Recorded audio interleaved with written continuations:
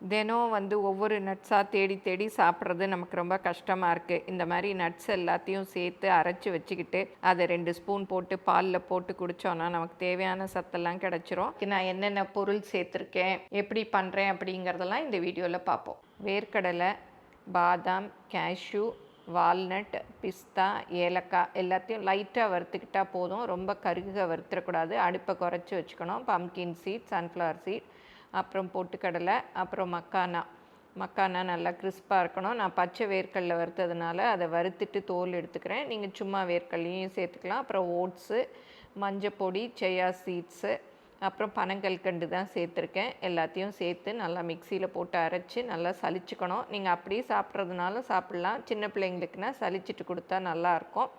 2 spoon போட்டு பால் ஊற்றி, சூடான பால் ஊற்றி நல்லா மிக்ஸ் பண்ணி கொடுங்க. ரொம்பவே சூப்பராக இருக்கும். எல்லோரும் ட்ரை பண்ணி பாருங்கள்.